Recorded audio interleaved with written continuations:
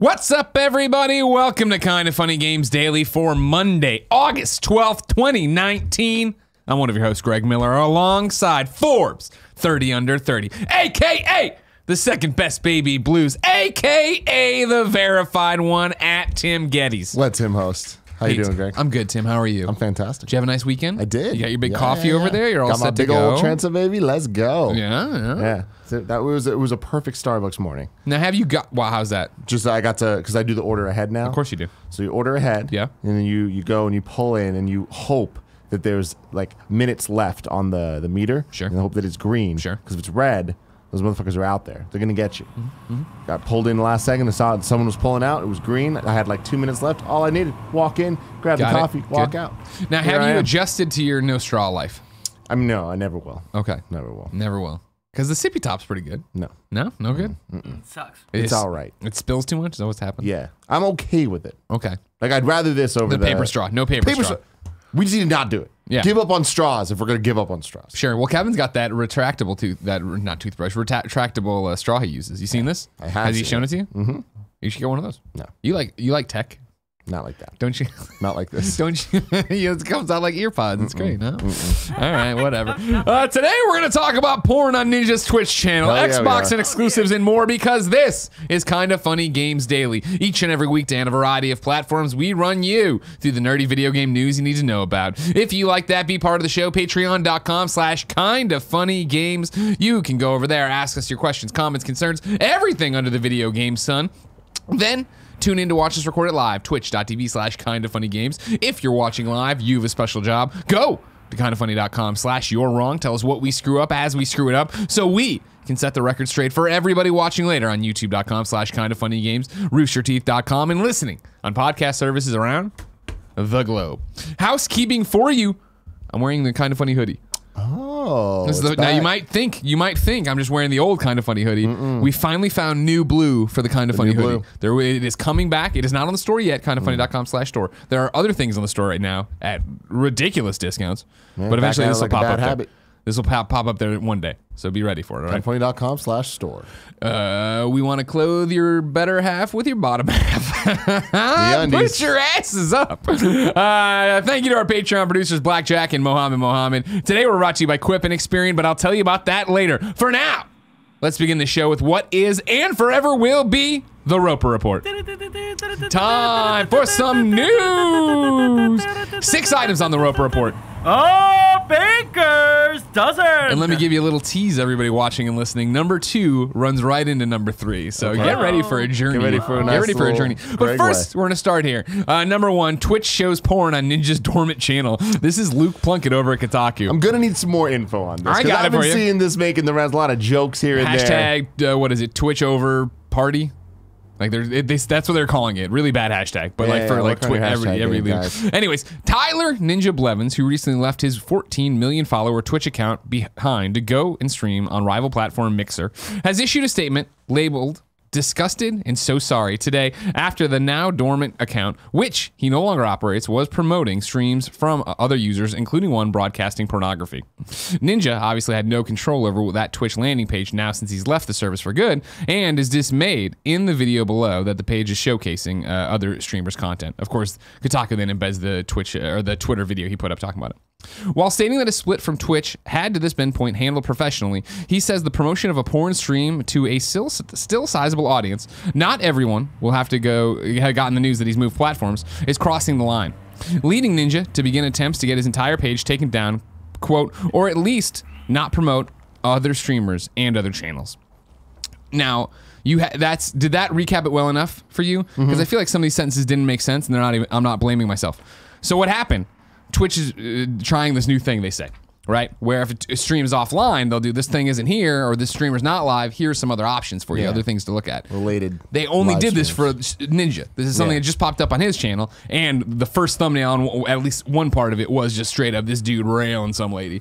Really? Yeah. Oh, yeah. Like it's just straight up. It is porn. Yeah. It was something that that's some channel was broadcasting porn, and that's what got auto-filled in there. How? Nobody knows what's happening.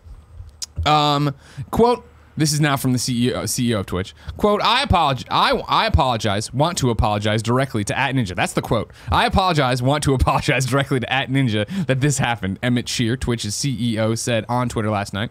It wasn't our intent, but it should not have happened. No excuses. Shear said the company has been experimenting with how recommended content was displayed across Twitch when the pornographic stream appeared on Blevins' page. Shear added that the account behind the stream has been permanently banned, and that channel recommendations have been suspended. Quote, while we investigate how this content came to be promoted. Come on. Yeah. You know what I mean? Bad luck. How are they not figuring this out?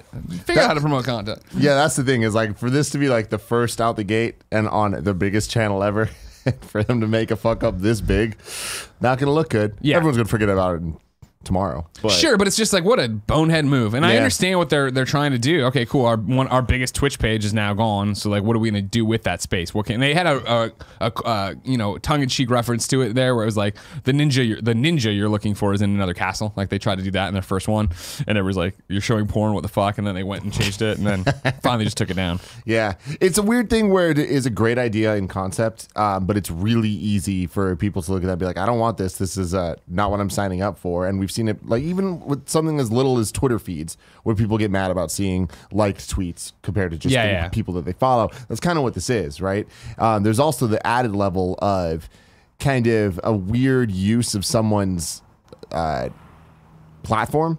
We saw this back with SourceFed when they went down, and then now this nerd, whatever, bought the channel and like tried just being like, oh, we're gonna do this now, and everyone's like, no, you're not. Like, we like the SourceFed people. We don't want you just who the hell are you? Using the millions of subscribers that we've subscribed to watch a certain type of content. Like we're not gonna watch your bullshit versions. Yeah. And whether or not they were good, in my case, I'd say they weren't. But like, even if it was great content, I don't think you can just do that. Like there needs to be some level of history. And I think a good example is Inside Gaming taking over the Machinima channel. It's like there was history there. That makes sense, and people weren't upset about that because, you know, there was lineage. But with this, it's like they're using Ninja's page just to promote other people, which in theory is a good thing for the Twitch community because it's just trying to be like, hey, if you came here for this and he's not here, but hey, there's other things. If you are wrapped up in the Twitch ecosystem, you actually care about the bits and how long you've subscribed to people and all that stuff, and you don't want to make the trek to Mixer, or you want to do both, then it's like, all right, cool, here's some people that you might want to follow. But I feel like it should have been curated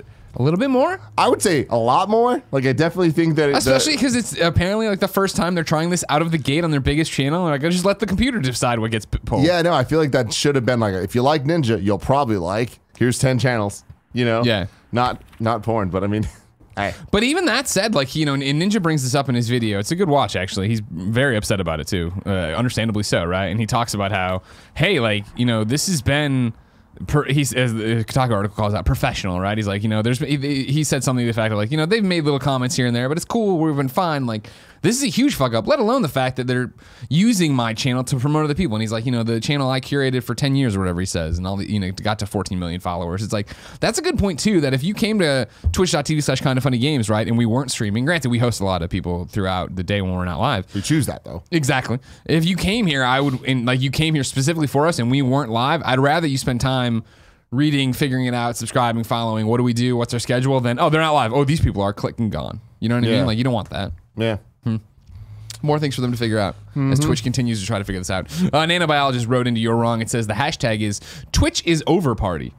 Still a terrible hashtag. Yeah. Twitch is over party? They're not over. Twitch is over party? Like, it's just bad. Twitch is over would have been a better one. Even that's not a good one. Yeah. Tim, you need to help these people out when movements start happening, right? Yeah. I don't got anything. Twitch fucked up. Twitch shows porn. Ninja porn Twitch. Twitch porn. Number two. Dude rails. How'd you say it? The dude straight railing. Dude railing this lady. Number two, The Outer Worlds is a quote-unquote exclusive Xbox franchise. This is Richard Wakeling over at GameSpot. The Outer Worlds is shaping up quite nicely ahead of its release on October 25th for Xbox One, PlayStation 4, and PC, with the Switch version arriving at a later date. If you want to play its potential sequel, however, you might need an Xbox. That's the word from the head of Xbox Studios, Matt Booty, who revealed during an interview with Game Informer that Microsoft believes The Outer Worlds can be an enduring franchise for the company. Microsoft acquired Obsidian, the studio developing The Outer Worlds, back in 2018, adding it to the list of 15 developers that comprise the Xbox Game Studios roster, alongside the likes of Ninja Theory, Double Fine, and Playground Games. The Outer Worlds is currently being published by Private Division, the indie-centric publishing arm of Take-Two. But beyond that, Microsoft will likely be handling publishing duties for any potential sequels, which could also mean the franchise becomes a Microsoft exclusive. Not shocking if that was to happen. However, number 3 on the Roper Report, we go to IGN, where Alysia Judge says, games from new Xbox first-party developers might launch on PlayStation and Switch too. One of the Xbox bosses has said its potential for first-party studios to release games on non-Microsoft platforms. Traditionally, when a platform acquires a studio, it buys the rights to publish every future game on its own console, but Xbox seems to be toying with leniency. In an interview with Game Informer, Xbox's first-party studios boss, Matt Booty, said that Xbox-owned developers like Double Fine and Obsidian might be able to create games for rival platforms in the future. He revealed Xbox would consider allowing studios to continue creating multi-platform games after being acquired, saying, quote, I think the question is less binary about should it be on Switch, should it be on PlayStation, and more, does it make sense for the franchise? In other words, is it a kind of game where it would benefit from the network effect of being on a bunch of different platforms, or is it a game where we can best support it by putting resources and making sure our platforms, things like xCloud and GamePass and Xbox Live, are really leaning in to support the game? It's not an unprecedented approach. Microsoft holds the rights to games like Minecraft and Cuphead, which have both been published on platforms other than Xbox. Elsewhere, both The Outer Worlds and Psychonauts 2 will be multi-platform releases, despite developers Obsidian and Double Fine respectively being owned by Microsoft. However, in this case, these developers were acquired by Microsoft after development on these games began, and so it remains to be seen if these studios will remain multi-platform for future projects. Quote, with something like Minecraft, I think it was a no-brainer that we were never going to try and take anything from players that existed on those platforms, and certainly we've added platforms since the acquisition, said Booty. But then, obviously, we're going to have our big franchises like Forza, Halo, and Sea of Thieves, where those games are designed from the outset to really exist on Xbox. I think that will continue. Outer Worlds 2, where's it going to be? Is it going to be on everything? Is it just going to be on Xbox? We really need to see what next gen looks like for me to confidently say, but I think we're seeing it everywhere. I also think we're going to see Sea of Thieves everywhere. You think so? Yeah, I think that we're moments away from understanding what Xbox's battle plan actually is. And when you hear all these interviews and there's a lot that you can kind of piece together, it's painting a picture where it's like they want a platform, they don't want a hardware like to be their focus at least, right? And like they'll have their Halos and stuff. You need more than just Halo, and we've seen this now multi-generations of Xbox, where you need more than just Halo and Gears and Forza to be able to rival what PlayStation's doing. This seems like they're like, all right, we're not going to be able to do that, so let's just get everywhere and like let's own the conversation everywhere, which is great, and I think going to be very advantageous to them if they make the right moves quick enough, if xCloud works well enough, and if they like make GamePass even more mainstream and like clear and concise to people, and really nail home that you can play it anywhere. You don't need the Xbox to be able to do it. If that's what they end up doing, right? Yeah. But then you look at things like Cuphead, right? A lot of people I know that are playing Cuphead on the Switch don't even know it's a Microsoft game. Don't know it's related to that at all. And I feel like Xbox is going to lose its identity over time if it keeps doing this, right? But how much do they need to care about that if they're selling more than they have before? And they're making money. Who cares? Yeah. To me, this is kind of a thing of them looking at like, hey, we're about to fight a different fight than PlayStation is. And we always talk about exclusives and how much they matter. And I feel like we don't necessarily agree fully. I think they matter so much, and especially in the Xbox PlayStation fight. And I think that the reason that Xbox is kind of coming up with a different business strategy is because they don't have the exclusives, and they know that they're not going to have the exclusives. And years ago, when they had their all their announcements of their first party studios, it was like, all right, these are great studios, but they're not, at least so far, we haven't seen them make Halos, you know what I mean, or Uncharted's. We've seen them make smaller things or bigger titles that don't necessarily appeal to everyone. Like not the giant AAA. None of these are the AAA, put it on the box of the console type things. And when they do, it's things like Sea of Thieves with Rare. And it's like, people like it. You know, a lot of people play it, and especially because of GamePass, a lot of people play it, but nobody can compare Last of Us and Sea of Thieves. right? Sure. Yeah. And I think Xbox knows that, and they're like, cool, we need to adjust accordingly. And PlayStation's going to double down the other way because it worked for them so much. I truly believe that PlayStation's PS4 is winning as much as it is because it had the first-party titles that enticed people to come over, which meant they're like, we're just going to play the third-party titles here too. You look at 360, it's like the reason 360 won is because of online, and that was because of third-party titles. But they had the better online. They had the better just system out the door to be able to have the foundation for online shooters. Sure. Right? Yeah. So they won because of that. PlayStation won because it built up over time with the first parties, enticing people over. Now this, it's a weird thing where next gen, is there a winner? Or is just PlayStation winning doing what it's been doing, and Xbox now wins because it started a new, not even vertical, just kind of like horizontal across putting their all games of gaming, everywhere. Right? Yeah. My prediction on this specific thing is that Outer Worlds 2 will be everywhere. I think it's very much in line of what you're saying, where I think Xbox knows the optics on, hey, we're doing something here different, right? And we are doing a gamer's first decision, and we are doing this stuff. Especially, I think if it's any of your save from Outer Worlds or the original here is going to carry over. If so, then I think they're going to be like, hey, we understand that you all fell in love with it everywhere. We want to put it everywhere. Mm-hmm. But I feel like it's just such a, not backwards, but it's such a Xbox of old, console war of old decision to be like, we bought these guys and now they can't put it anywhere, even though they've done it everywhere else already. Yeah. Yeah.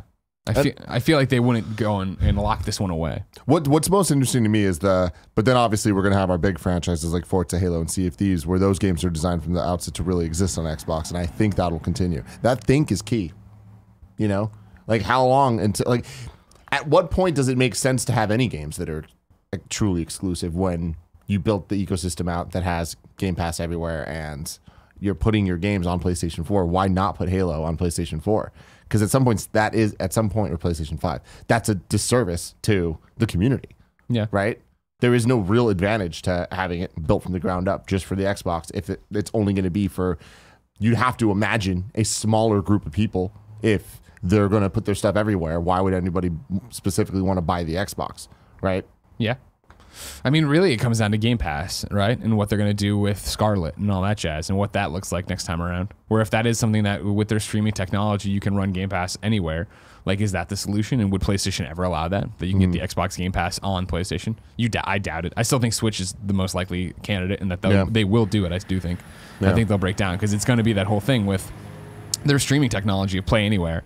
That's the most exciting thing, is the ability to have it. And I think, again, with everything we've seen with Xbox Live coming to Switch, right, with Cuphead coming to Switch, them dipping their toes in there and really figuring out what's going on, I think that's going to continue. You know, they talk about the achievements and stuff coming over eventually. Yeah. I wonder when, though, because I feel like that was, what, a GDC announcement where they talked about Xbox Live? Yeah, it was GDC, and then, you know, like, well, I guess Cuphead was GDC as well. It was before GDC that they were like talking about it, like little light interviews and stuff. But I guess next E3 or whenever they announce the really blow out the next Xbox, is that where they talk Nintendo as well, or do you wait a little bit? Like you wait on it, I think, unless it is that your streaming service is going day and date starting there as well. That's the weird shit, man. Because I just don't know. I feel like you can't split the message between we have this new console, but also we have this new service. It needs to be like, this is what Xbox is. Well, yeah, you're not wrong. Because it's weak if you come out and be like, hey, we have this box you can get, and yeah, it'll have Halo and this, but a lot of the other stuff you can get everywhere, and it's better on Xbox, but is it really? You know, like what point are they trying to make there? I think, yeah, it would be right that if you're natively running it on the Xbox, you know, if something equivalent to the One X Plus, right, that One X2, then you're going to have a better experience than just streaming it to your phone. I'm not talking about streaming. I'm talking about like if Outer Worlds 2 comes out on PlayStation 4 and Xbox One. Sure. Are they going to make it better on Xbox? No. And you see what I'm saying? That 100%. That creates a weird world where they're going to have to make decisions where they got to be really careful of their wording of things, because why would people want to buy the inferior version of their own thing somewhere else? Yeah. And it would seem shitty if it felt like they were kind of kneecapping the physical versions of their, well, you know what I mean? Like unique SKU versions of their games, not the streamed versions. And at that point, to me, I'm like, all right, then you need to make the choice of, are you a hardware or are you a platform? And how are you going to drive that home to people? Okay.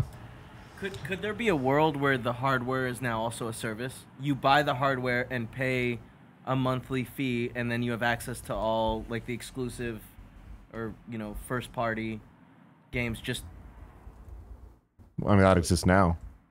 GamePass? yeah, I guess you're right. It's just GamePass. But like, could they be doubling down on that? I mean, that's what we're talking about. I think that's what's going to happen. What I'm saying though is that I feel like when we're moving forward, and if Xbox's limited already exclusives are not going to be exclusive, even like physically coming to PlayStation 4, you're going to have to make a real argument for why people need to buy the box. Unless your argument is like you can. We're making a beast of a machine, and it's going to be a great way to play these games. I still think that's what it's going to be. Yeah. I think that's going to be the messaging of like, with Scarlet, the streaming app or Project X Cloud, right? You can play this shit anywhere. You can play your Game Pass games anywhere. You can stream to your phone, stream whatever. But the best experience is going to be on this high quality Xbox Scarlet system that's here. That's streaming it in 8K or whatever. Is doing all, or not streaming it, is playing it in 8K. It has all the crazy ass sound or what is it, ray tracing and all that shit. I don't know, all that fucking crap. If that's the case, though, wouldn't you want to talk about all the partnerships together in that same conversation? Like, wouldn't you want that E3 to be like, here's the box, here's all the different ways you can play it? Yeah, Switch is one of them. It's what you're arguing of what is the messaging? What are they trying to push the box? Or are they trying to push the platform?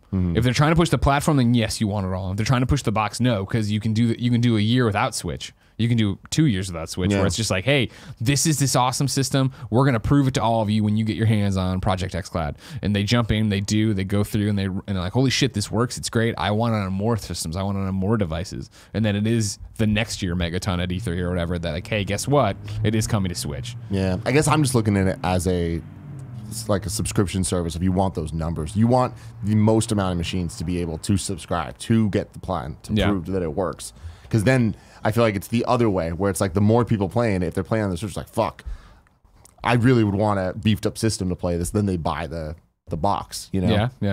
But I feel like you're going to have Gen 1 adopters no matter what. Out the door, people are going to pick it up and go and grab it, right? So that you figure the Switch service thing will give you the big boost of, hey, this is how many people we're adding to the pool of people streaming the games. And then hopefully, that leads to a bump of now you have a reason to buy the new Xbox. Yeah. Real exciting stuff. Exciting times. We have to see how it'll all pan out in the future. Number 4. DayZ's been refused classification in Australia. This is Luke Reilly at IGN. Bohemia Interactive has addressed the classification issue, assuring fans it is currently looking at ways to solve the problem. Quote, we are aware of the classification board's intention to pull DayZ from the online from the online sales. What is it? Explained Bohemia in a statement provided to IGN. The game was just removed from the PlayStation and Xbox stores. The reason behind the rejection to classify the game is the specifics of drug use in the game. For example, we have morphine in the game. Usage of it is allowed, but it has to be portrayed in a very specific way to fit under Australian regulations, end quote. This is another quote. The Australian player base is a big and very important part of our community. At the moment, we are looking for the best solution to keep the game on the Australian market and pass the classification according to all regulations. We will do everything in our power to keep the game playable and available for Australian gamers, end quote.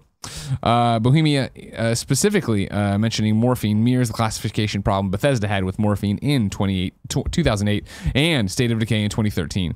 Morphine is an opiate that may be addictive, but it's available via prescription in Australia. Come on, Australia, just stop this.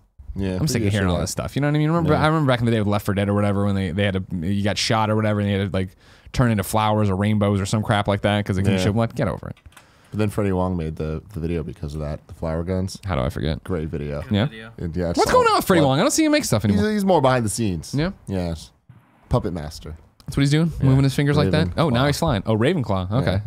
Wow, didn't see that coming. At all. Speaking of opiates, last night's Patriot Act was amazing. You should watch that. Was it about as well? It was about opiates. Okay. Yeah. Well, there was fentanyl specifically. But did he talk about Australia at all?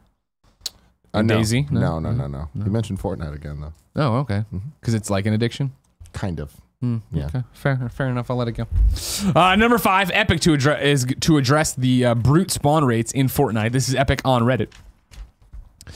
We've lowered the spawn rates of the Brute per Storm Circle in arena and tournament playlists. We will continue to monitor the impact of the change in advance of next week's Championship Series event. The beginning of the match now, it is 21.5% chance that between 1 and 3 Brutes will spawn. Previously, it was a 100% chance.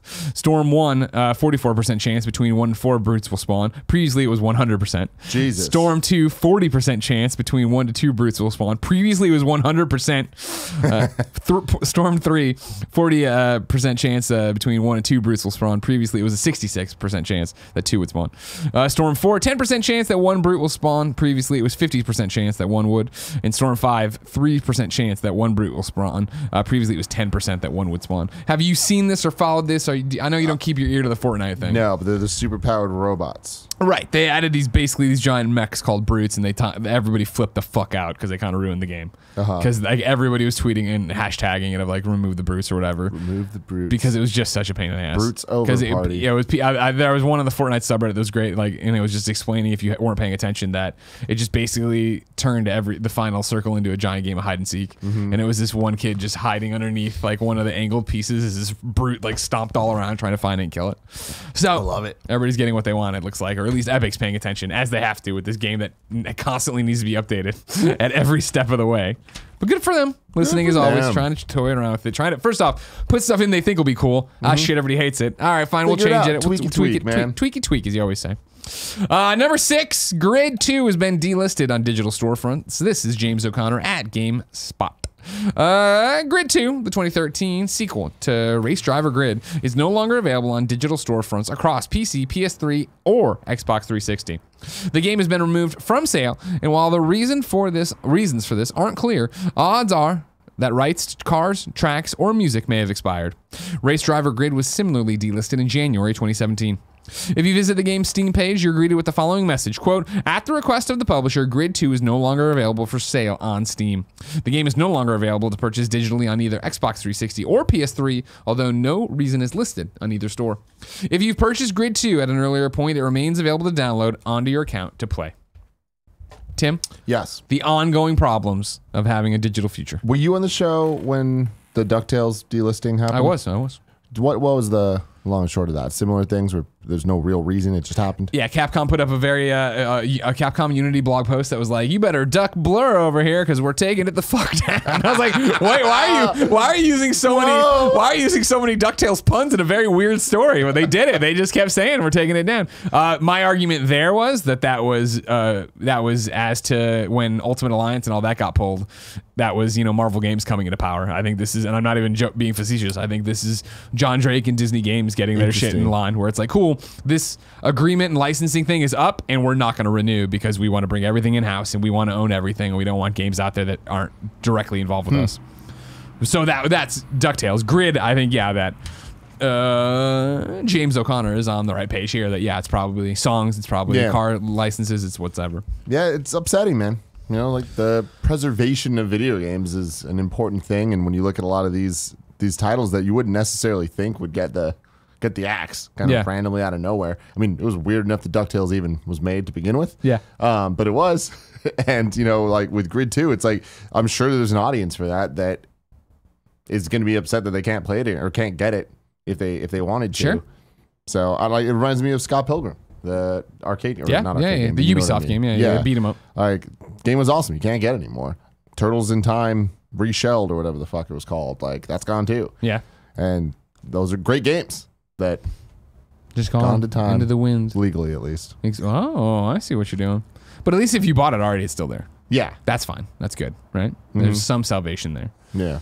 Like, I still have Scott Pilgrim on my PS3. Sure, hell yeah, you do. PS Tres. Yeah, that's what they call it. Yeah. Do you worry about it though? I think we talk about it a lot, and I always come off very callous because I don't. Digital preservation. All right, this game from 2013 is being pulled down. Grid 2. Were you ever going to go back and play Grid 2? Were you about to go buy Grid 2? Not Grid 2, but I mean, DuckTales Remastered is one that, DuckTales was a great game on NES, and I never beat the remastered one. Yeah. And I'd be like, I'd be one day, maybe. But it's not so much. DuckTales is a game that I might actually go back to. Well, but only had a few years. The truth is, like, I wouldn't on PS3 or whatever. It's like if it was readily available to me somehow, probably. Yeah. Like, especially if it was on Switch. on an airplane. Sure. Get all up in that. But going back to get it, no, probably not. And if I wanted to, there's ways to get it. Are there? Yes. The dark web? The dark web. Don't use the dark It's not web. even the dark web. It's kind of just the web. It's Google. It's literally just Google. I feel like, I don't know. I feel like don't let's plays get it done nowadays? We talk about like digital preservation and shit. I just feel like history books, you can, I mean, I guess it's not the same as film, right? Where most of the time you can find film in anywhere you want to go do it. I mean, I think it digital, depends yeah. on who you are and what you're looking for out of it. The Jared Petty's of the world want to be able to play any game and will play any game, any chance that they get. Sure. I'm not necessarily like that, but I also know that any game that I've ever wanted to go back and play, I've been able to somehow. Like back in the day, the biggest problem I had was trying to play Nights into Dreams. Yeah.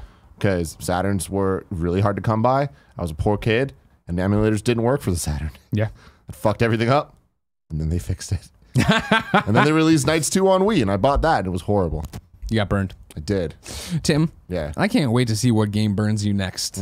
But I don't know where to find out where the dates for those games would be. If I wanted to think about video game dates, where would I go? The official list of upcoming software across each and every platform is listed by the Kind of Funny Games Daily Show host each and every weekday. Yeah. Out today. Hidden Mysteries, Royal Family Secrets on PC, The Machine That Breathes on PC, Pirates of Everseas on PC, and Rogueverse on PC. New dates for you. Knights and Bikes finally has a release date. It's coming to Steam and PlayStation 4 August 27th. If you do not know Knights and Bikes, you should go watch the party mode me and Andy did with Rex, where we call Rahul Kohli to understand in it. Anyways, that's up on youtube.com/kindoffunnygames, and it's a good party mode.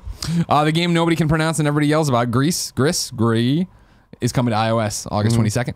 And then 13, XIII. Remember this game? Yeah.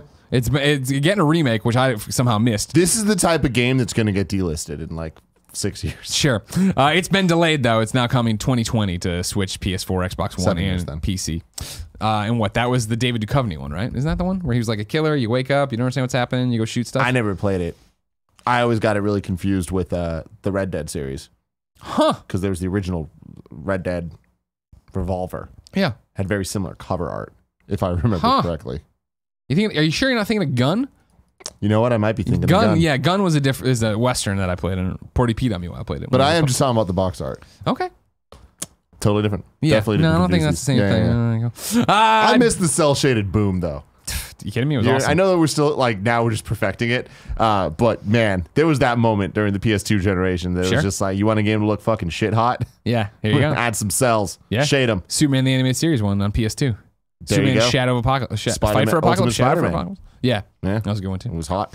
Deals of the day for you. Guess what? THQ Nordic is not done pumping out weird-ass special editions for you. Jam. They got 2 for Destroy All Humans. Let's start with Destroy All Humans Crypto 137 edition. This unique example of human craftsmanship is brought to you by your benevolent Furon overlords. The Crypto 137 edition will be available at select retailers for a suggested retail price of $399.99. THQ Nordic, dude, they got it. They know what's up. Contains the following items: the Destroy All Human games, Crypto 137 figurine, it's 23 inches high, Crypto backpack, keychain, 6 lithographs, eye-popping anti-stress toy, premium box includes all the in-game crypto skins.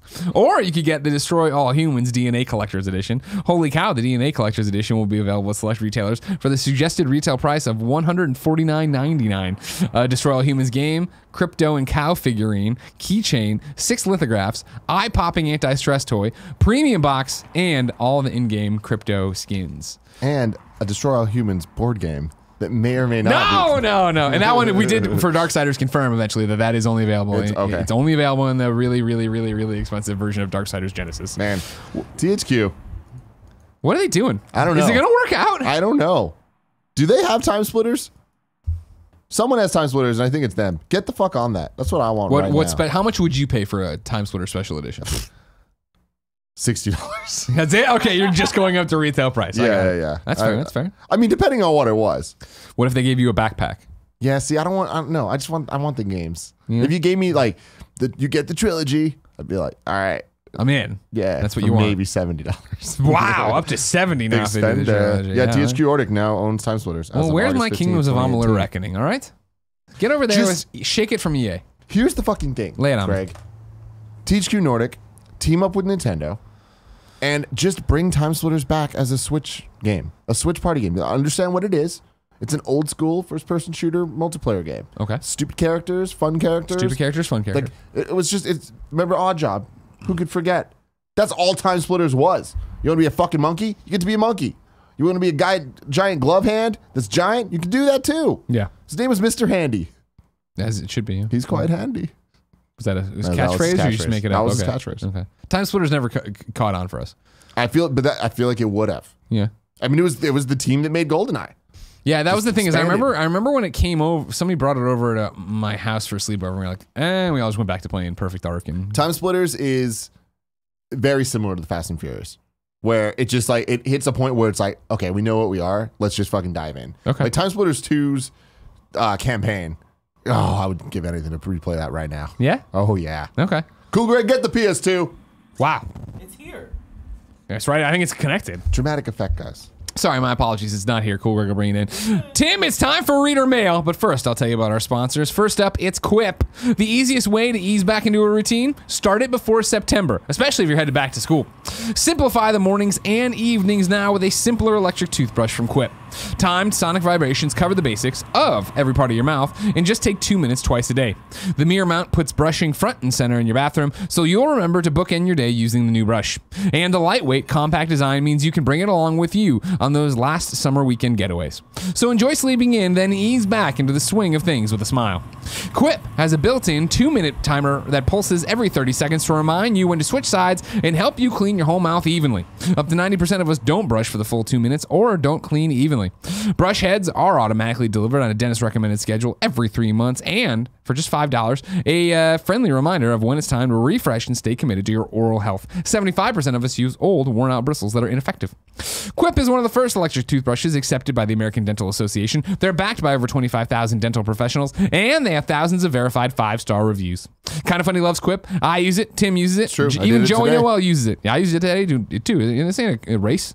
Clearly we use it. It's this sitting there on the mirror mount. I know I got to use it. Here's the thing, Greg. I had a slight issue today with mine because I had to replace it. The 3 months were up. Yeah. Well, I got my thing yesterday. To replace the thing last week. And I got a white one, and I had to put it on my sexy black thing. But I will say, now it has this sexy dual tone thing. That's going cool. on. That's cool. And it's nice. That's why we love QUIP and why it's perfect for getting back into a routine. QUIP starts at just $25, and if you go to getquip.com/games right now, you can get your first refill pack for free. That's your first refill pack free at getquip.com/games. Up next, it's Experian. Xperia. No, it's Experian. Experian. My bad. I was like, what? The better your credit score, the easier it is to get the stuff you want or the less you have to pay. So the question is, why is it so hard to raise your score? Now it won't be thanks to Experian. They've launched Experian Boost, a brand new way to instantly increase your credit scores for free. Why? A higher credit score can help you establish and get access to credit and preferred rates for the things you want and need in life. Experian is on a mission to help boost America's credit score with which will help millions of people across the country build and get better access to credit. People all across America already raise their credit scores with Experian Boost, and you should too. For the first time ever, paying your utilities and cell phone can instantly improve your credit score. Experian Boost works by giving you credit for the bills you're already paying through your bank account, like water, gas, electric, cable, and cell phone. It used to take months to see your credit score rise a point or two. With Experian Boost, you can increase your credit scores instantly. Boost is free to use and only available from Experian. Up until now, you've been paying your utility and cell phone bills and not getting any credit for. Now you can. Everybody should do this. As we get older and older, we start needing credit for houses and things. And this is an easy way to make sure you're bumped up to the greats thing. And everybody goes, this guy deserves a house. And you go, thank you. I can't believe it's taken this long for someone to do this. What are you waiting for? Experian Boost can potentially help you establish or increase your access to credit, boost your FICO score, and instantly for free. Boost is only available at Experian.com/KFGames. That's EXPERIAN. There is an N.com/KFGames. Boom. Xperia trying to get me as I start the ad. You got got. Yeah, you got. I got got. You got. Let's keep rolling with. Oh, geez, my Louise. This is a long ass question. We're gonna keep rolling with Parker Petrov on his Xbox conversation we've been having. All right. Yes. Good. It's about PlayStation though. Good day, KFGD crew. I saw on Windows Central today an article that stated for one developer, game sales quadrupled because it was in Game Pass. In the past, Microsoft has stated as well that games in Game Pass generally lead to higher sales. This leads me to wonder why Sony hasn't seemed to make any changes to PlayStation Now as a reaction, as the service seems stagnated in comparison to Game Pass. As of now, PS Now still can't download PS3 games. PS Now still lacks recent hits such as God of War, Horizon Zero Dawn, etc. Game Pass has an image where you can play the latest games on it. While all the latest games aren't available, they still maintain a good variety of newer games that are still being talked about, streamed, etc. Where PS Now feels like an afterthought to Sony in a time, whereas PS Now feels like an afterthought to Sony. In a time when Disney is adding Disney Plus, NBC is prepping their own subscription service, Netflix is pumping out original content for their subscription service, much of Microsoft's success as a global company under Satya Nadella has been because of its shift to a service-based company for its office. In an age when subscription services bombard consumers with a constant stream of new content that compete for a person's hours of engagement on a daily basis, how long do you think Sony can afford to neglect the market trends at large and maintain the status quo? I think that they have a while. Yeah? They'll be okay. Yeah, but a while meaning 2 years. Like, I think when next gens are real and out there, like that's when we're gonna have to see some real change. I don't think we're gonna necessarily. Again, we've talked about this a lot. I think PS Now is gonna get rebranded totally, or like maybe at PlayStation 5. Turn into something new, some new service that makes sense to people. I don't. Remember we brainstormed a bunch of names. I don't remember any of the good ones. There weren't any good ones. Yeah, we got some good ones. Okay, whatever you say. Whatever you say, Walt. But yeah, I feel that the Xbox, like they've been building this and they're going to have it right out the gate. I think that PlayStation are being quiet for a reason. They also partnered with Microsoft recently with the xCloud and all that stuff. And like that stuff doesn't happen overnight. So I feel like it's going to take a little longer for them to. It's the normal thing we talk about on this show where we've said it multiple times, I think. We talk the most about Game Pass because Game Pass is making all the news, making all these announcements, doing all these things. However, when that what was it, when revenue splits came out, it was the fact that PlayStation Now is crushing in terms of revenue earned. So it's interesting. So I'm looking here. Sony says that PlayStation Now, this is from April 28th this year, PlayStation Now has grown to 700K active users, and that's less than 1% of PS4's current install base. Yeah. But they're still making a lot of money there. So it's like, it's a weird thing of like, what's the key performance indicator there, right? Yeah. Because I mean, they're making money, which is awesome, but that is not a great install number. No, you have that many out there, you'd like to have that number way up. So, but they do have a foot in it already. So how hard or easy is it going to be for them to be like, now here's the next gen of what this looks like and all the great things you get, and also we have the head start of having 700,000 people. Yeah. I think it'll be to your point. Person who wrote in, Parker. Sorry, I was sick all weekend. I'm still not over it. I do feel that they have to make it a priority next time around. They have to have an answer for this as things keep going that way. But what it ends up looking like is what I can't figure out. Mm-hmm. Are they going to get aggressive like Xbox Game Pass and actually be bringing games in and having them be exclusive to Game Pass or to PS Now or whatever they call it? Are they going to say the thing of, all right, cool, all our PlayStation exclusives day and date are part of this? Do they bundle it with PlayStation Plus? Is it just another bonus to Plus and Plus goes up in price and rebranding, renaming? Yeah. There's a lot. I don't know. I can't imagine them doing that. Because everything works right now, right? Everything works. They're killing it. Everything's going well. The sales are through the roof. Why change this? The sales of their exclusive games are through the roof. Why would you change that? Yeah. Now, so Parker here has some interesting things where he starts off saying, I saw on Windows Central today an article that stated for one developer, game sales quadrupled because it was in Game Pass. And in the past, Microsoft stated that Game Pass generally leads to higher sales. What does that mean? Yeah, it's been a common held belief or whatever, quote, that if you put your game on Game Pass, it sells better than if it wasn't on Game Pass. Obviously, the argument would be that if you put it on Game Pass, that, oh God, people are getting the game for free, nobody's going to buy this game. Yeah. It's the argument that more people are out there talking about it. So like when I was talking about Moonlighter, even though I was talking about it on Switch, it is on Game Pass. However, tons of people went and bought it in general. So if there's people playing it off of Game Pass talking about it, people are still going to go buy it on the platform they want. They're not going to think it's a Game Pass thing necessarily. Interesting. So it's like a demo. Yeah, I mean, it's just getting, it's not even a demo as much as it is any publicity is good publicity, right? Getting the game into more people's hands. Like I've done too with Game Pass, where that Thief of Thieves game that they announced at X018 maybe, whatever. But it was an Xbox Game Pass game. Oh, remember that was based on the Skybound right? thing. Yeah, I was like, oh shit, I'll try this. And if that had been like, I gotta buy it, I wouldn't have bought it. But I jumped on and I got it on Game Pass, and I was like, oh, okay, not for me. I don't really like this thing. But I did it, and I jumped, and I did the same thing everybody else does, I think, where I went into Game Pass for one thing. Oh, that wasn't for me. Popped out. I'm like, well, what else is in here? Oh, okay. Grab that, did this, played for a little bit on these different things. Like, I think that's what they're talking about. And then if it is that you're in that mindset, you're jumping in, you're playing other stuff, then yeah, you're opening the window to actually go off and buy stuff from there. Interesting. Yeah. From You're Wrong, somebody sent in this VG247 thing. PlayStation Now leads in subscription revenue with 143 million for the quarter. This is from November 2018. Yeah, this is one. There's the chart. Yeah. I'm opening up the little graphic here. Yeah, major publishers are experimenting with this. PlayStation. Oh, okay. So of $273 million of quarterly revenue, right? PlayStation Now had 52% of that. Xbox Game Pass had 15%. EA Access had 16%. Well, there's a whole bunch of different EA breakdowns there, but mainly for what we're talking about, PlayStation Now still creaming Xbox Game Pass, which is interesting, which is not what I would expect. Yeah, and that's they're just in the shadows right now, and it's like Xbox are desperate to make the power moves to own the conversation of next gen. And I feel like they've been doing that for the last year and a half at the very least.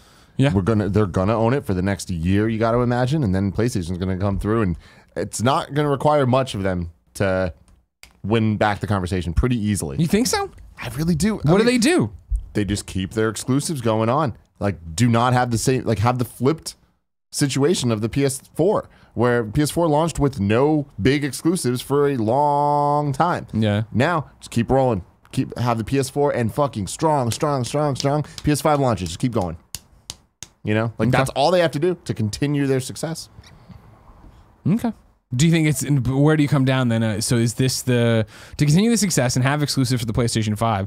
Are we just doing cross-gen exclusives where, hey, Last of Us Part 2 is out next year, probably spring, right? And February was the rumor, right? Spring, and then from there, PlayStation 5 launches in the fall, and there's a high-res texture pack, whatever the fuck they want to call it. So I don't see it that way. Ghost of Tsushima is a PlayStation 5 game? I think it's they're PlayStation 4 games, but then you can play them on 5, and it's the same thing as like the enhanced for X, enhanced for whatever. It just has that. But I'm saying that maybe not at launch, because I think that might be a little lofty, but let's say it launches in November. Spring 2021, that would be? Yeah. Spring 2021, Horizon 2. Right? Yeah. Then you go forward, you get God of War. And then you go forward, you get Spider-Man. It's like, maybe not in that order, but like... Yeah. That's what I'm saying. Is like I feel like we're gonna get all of the last end of PS4 life cycle games are gonna be play it best on PS5. That's a good enough conversation starter for people. There's gonna be the early adopters that are gonna get it anyways. Give it a couple months, you get those third-party titles, you get all that stuff at the fall, and then the following spring, just boom, hit hard. Okay, I'd like that to be the case, Tim. We'll have to wait and see. I mean, we know those games are coming. Do we, Tim? Yeah. Do we, Tim?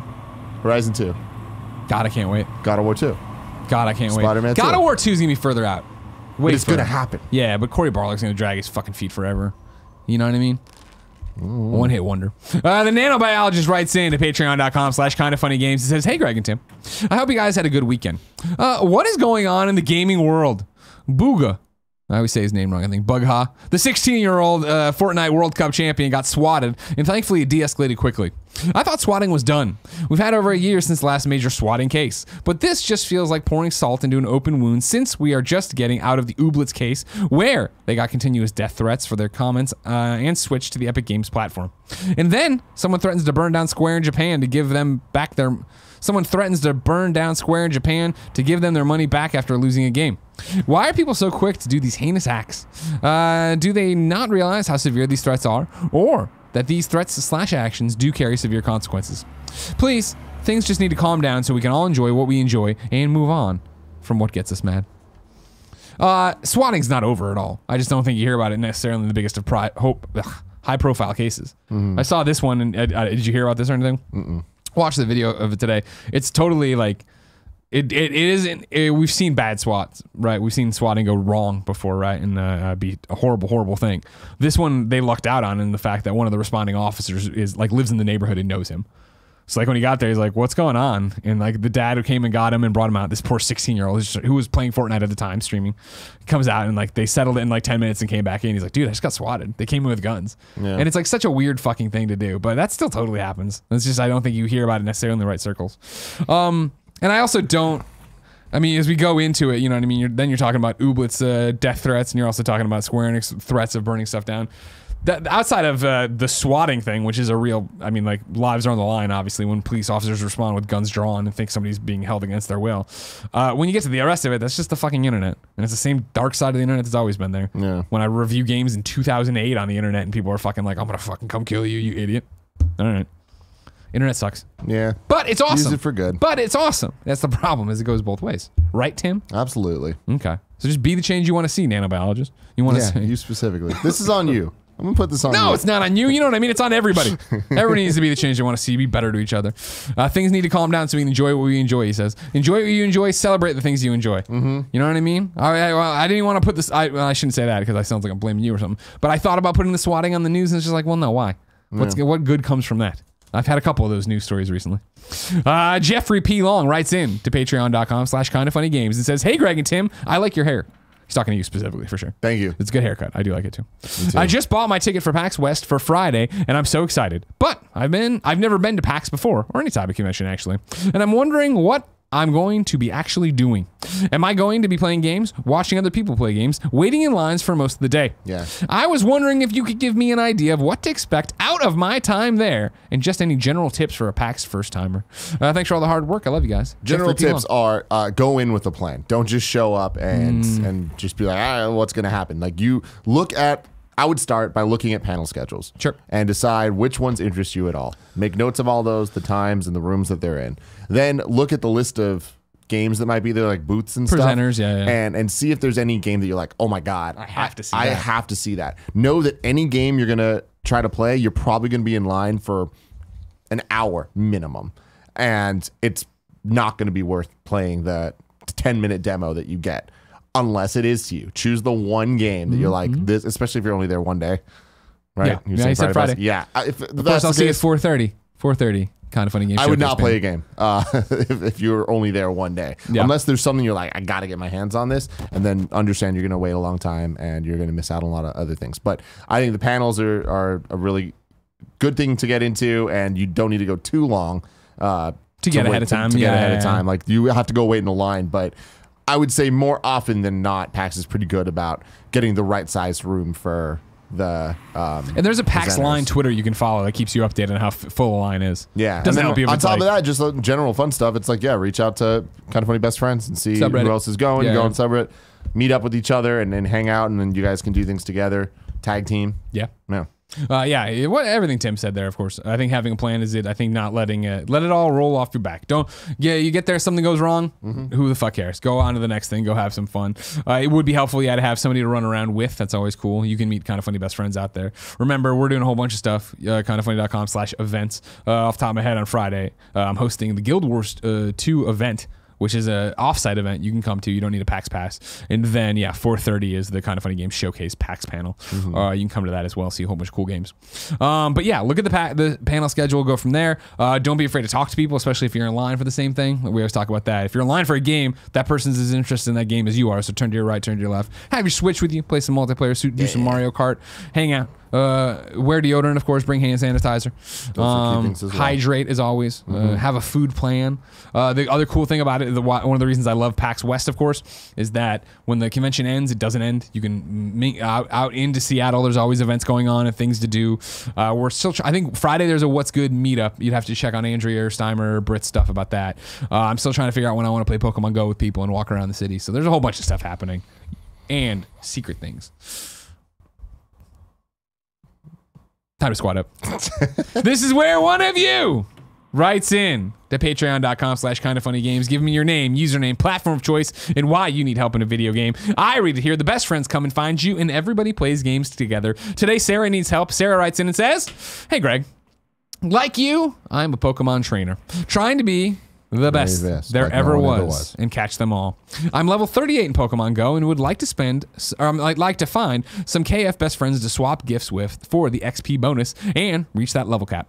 My friend code is 3577734674142. If you want to hit me up on Twitter to coordinate lucky eggs, you can catch me at Dutchie, DUTCHIE _86. Cheers, Sarah. So, if you want to play some Pokemon Go with Dutchie _86, hit her up via that friend code I'm not repeating. Yeah. That's on YouTube. I have a bonus squad up for today that I want to do. Yesterday, Gia and I went to one of my favorite restaurants in the world. Outback Steakhouse. Nick's over in Pacifica. Crab sandwich out of this goddamn world. Really? Like, oh my Lord, it's fantastic. Been going there forever. It's like old family place. Like I would go, my mom would take us when we were like little kids. Great place. Is it by the barbecue? That barbecue? Yes, caboose? it is. Okay, real close to that actually. It's on the beach. I know Pacifica. Yeah, it's right next to. Have you been to that barbecue place? There. No. Yeah, there's no seats. We're about to go there. I've been to the Taco Bell. I've been to the nice little coffee shop across from the Taco Bell, like across the giant field that Jen tried to walk through. It was like not a chance in hell. We went on this path and went over there. Have you been to the Taco Bell since it's got all fixed up? I have. Nice. That's when the tick stuff happened. Oh, yeah. So this place is really close to the Taco Bell, just on the other side of that. How close is it to the ticks? I mean, it's directly next to the I got to walk ticks. through the fucking ticks. Jesus Christ. I mean, just don't go to the Taco Bell, and then you don't need to walk. Okay, good point. Anyways, this place is fantastic. I've been going there my entire life, and Gia and I were there yesterday and ran into a best friend who lost his goddamn mind seeing us. Like, I don't think I've ever seen someone react so viscerally, and I was just like, dude, this is awesome. And he's like, I've been working here for 10 years. Like he doesn't work there anymore, but he worked there 10 years. He's like, I can't believe I'm seeing you guys here. This is crazy. And he was super nice and hooked us up. Never thought in my life I'd get Nick's hooked up for us, and that was fantastic. Nice. So thank you for that. But I wanted to give him a shout out. His name's Kevin Lee. He doesn't have any social media, but he was like, yeah, I don't do the social stuff. He's like, but what I do. Do. Is PSN. And I was like, bro. Oh, okay. It's Lil Bruce Banner 3. That's a good name. LIL Bruce Banner 3. He plays Red Dead Redemption 2 online, little Black Ops, Blackout, and just normal Black Ops, and Rocket League. So if you want to play with him, his PSN name is Lil Bruce Banner 3. Tell him Tim Getty sent you. Did you talk to him about what role he's going to choose now in Red Dead Online since they're adding all the No. Is he going to be like a fur trader? He looked like a fur trader. I'll tell you that. No joke. He looked exactly like James Burke. He was the most Bay Area looking kid I think I've ever fucking seen in my life. Yeah. This won't go well in terms of my perception of James Burke. But I was watching that Lorena Bobbitt special, right? Have you seen this thing on Amazon? There's multi-part documentary about Lorena Bobbitt. You know who she is? Then this will make even less sense to you. But they're doing modern day interviews, like contemporary interviews with John Wayne Bobbitt. And I was like, why does this guy seem I was like, James Burke. He reminds me a lot of James Burke. And as you see this, it will not, that doesn't play. I like James a lot. It was just in the interviews where you're like, maybe I had a wrong idea. And then you go through that, all you're like, this guy sucks. No, it wasn't. I don't think James sucks. Just the mannerisms of John Wayne Bobbitt today. Got it. You know what I mean? The way he talks and gets interviewed. I digress. Yeah, it's time for You're Wrong. This is where people watching live on twitch.tv/kindoffunnygames go to kindoffunny.com/you're wrong and tell us what we screw up as we screw it up. So we can set the record straight for everybody watching later on youtube.com/kindoffunnygames. You know what it is. That Rooster Teeth podcast services. Man, I'll tell you what. Just not having that 100% in the tank kills you. Yeah? Yeah. The Nano Biologist writes in, Rooster Teeth did not acquire Machinima content. Both were under Otter Media, a division of AT&T, and all content was just migrated over after the channel got disabled. That's breaking news. There's a couple, and I'll say them, but I hold the rights to do these tomorrow as well. The breaking news from Borzen 00: Minecraft 4K official texture pack /patch has been canceled. This is being reported on by Kotaku. I'll just get all the breaking news out of the way. Nano Biologist says that Quantic Dream is interested in becoming a boutique publisher. I don't feel breaking news. Nano Biologist also says this is officially breaking news from Greg Miller. Cross save for Destiny launches on August 21st. So there you go. For more Your Wrongs, though, let's jump back in here. No, don't care about that. No. Nano Biologist says that as of 2014, Left 4 Dead and Left 4 Dead 2 are fully uncensored in Australia. In the Australian censored version, there was much less blood spray and the bodies despawned almost immediately. Okay, so that's now, but back in the day, it wasn't like that, correct? Too late. You wronged yourself. I don't understand. Got him. These are just questions about what we're saying. Il Grill Chill says the PAX line Twitter is at PAX_lines. And there we go. Ladies and gentlemen, this has been Kinda Funny Games Daily. Every weekday.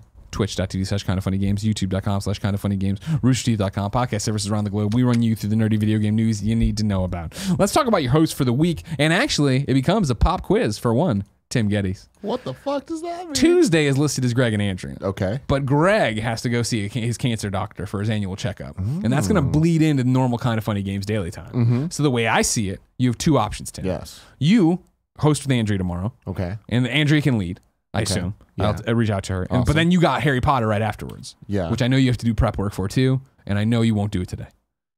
Or That's all true. we could flip Harry Potter and Kinda Funny Games Daily. I'd have to reach out to Andrea and say, hey, can you actually get here at way later? And it'll also be a moving target because you guys are going to wax on and on and on about fucking Ron Weasley. It's good. It's a good movie. That's pretty much the options. I could throw Barrett on there with Andrea too. Let's talk later. We'll figure it out. Jesus, that was worthless. You're bad at the pop quiz. Wednesday, it's me and Gary Whitta. Thursday, it's Andrea and Barrett. Friday, it's Fran and Andrea. Gamescast this week is Wednesday, August 14th at 2 p.m. You can watch live, patreon.com/kindoffunnygames. It's going to be me, Tim, Fran, and Andrea. If you're like, wait a second, why are the guys going? Why is nobody on? Why are Tim and Greg not on Thursday and Friday? It's because we are going to the Canadian National Exhibition in Toronto this weekend, ladies and gentlemen. You can come hang out with us up in Toronto. CNE, 2 panels a day, Drinkbox, Ubisoft, and Nathan from Cappy. It's going to be a lot of fun. Different things to play. I figure we'll finish it off and we're going to come off. We're going to kill these panels, right? And then at the end walk off and go get a beer. You know what I mean? Dude. Is that what you down? Brewskis. I want to eat the... They got Canadian crazy fried brewskis. food there. They got crazy fried food there too. I'm down for all of that. All this information, of course, is up on kindoffunny.com/events. You can go there and do it. What do you got, Kev? What's wrong? It just sounds like fun. Yeah. You see SummerSlam happen in Toronto last night? Bastards. So close. Yeah. Yeah. Jerks. You see Xavier's hair? No. Oh, you gotta go to his Twitter. Actually, you should go to Xavier Woods PhD as well and watch the video of his hair because it's fantastic. Actually, Kevin, you want to just pull it up? Yeah, We can end the show with that. I'm working All right, cool. Don't look at it. Stop Okay, looking. I'm stopping. All right? I'm gonna throw this into your face if you don't stop looking. Don't do that. Do it. Do you watch Handmaid's Tale? Edge? No, I don't. Okay. Edge returned just as a fun thing. But like his The music rated R popping. superstar? Rated R superstar. You Pretty think you high. know me. Pretty high. And then Alexa Bliss came out in a Buzz Lightyear outfit. Here we go. Throw this up. Oh my God. Look at Austin Creed. Ladies and gentlemen, this has been Kinda Funny Games Daily. I We did love see you. this. I didn't know it was him. We love Xavier Woods, aka Austin Creed. Subscribe to Up Up Down Down. I think they're close to 2 million subs. And until next time, it's been our pleasure to serve you. I love him.